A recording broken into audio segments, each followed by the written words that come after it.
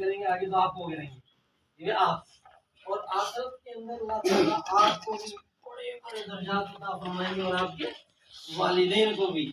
تو خوب محنت کے ساتھ پڑھیں، ڈھونڈ کر کے پڑھیں گے. نورانی قاعدے کو پہلے اچھی طرح پڑھیں، پھر ناظرہ اچھی طرح پڑھیں. اگر نورانی قاعدہ آپ کا کمزور رہے گا تو ناظرہ کمزور، ناظرہ کمزور تو حفظ کمزور، حفظ کمزور تو عالمیت کمزور. لہذا پہلے دن سے پختہ تعلیم، خوب محنت کریں نورانی قاعدے کے اوپر. ٹھیک ہے کہ نہیں؟ ایک ایک پٹی، ایک ایک قاعدہ، ایک ایک سبق، اس کو خوب محنت کے ساتھ یاد کریں. اور دیکھیے اللہ تعالیٰ نے جب آپ کو بلا لیا ہے تعلیم کے لیے، یہ اس کا احسان ہے.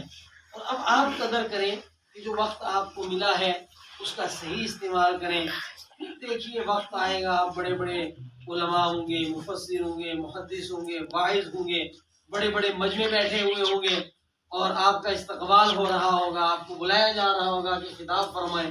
اور پھر یہ تو دنیا ہے، آخرت کے اندر بڑے درجات ہیں آپ کے لیے کہ بھئی قرآن پاک پڑھتے جاؤ اور اوپر منزل پر چڑھتے جاؤ، چڑھتے جاؤ، چڑھتے جاؤ.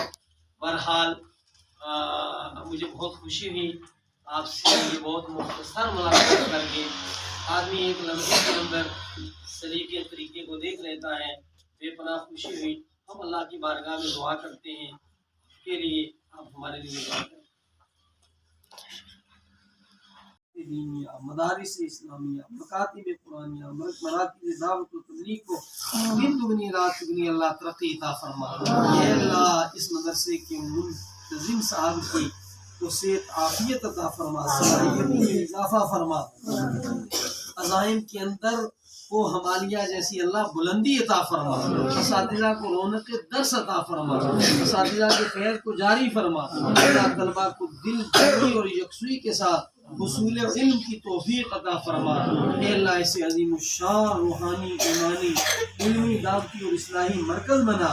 یا اللہ تمام ضروریات کو عزت، عافیت، سہولت کے ساتھ خزانہ غیب سے پورا فرما. ایک ایک بچے کو جید استعداد عالم حافظ اے اللہ قاری بنا، معروفی سے حفاظت فرما. آمین یا رب العالمین. صلی اللہ تعالی علی خیر خلقہ محمد وعلی آلہ وصحبہ.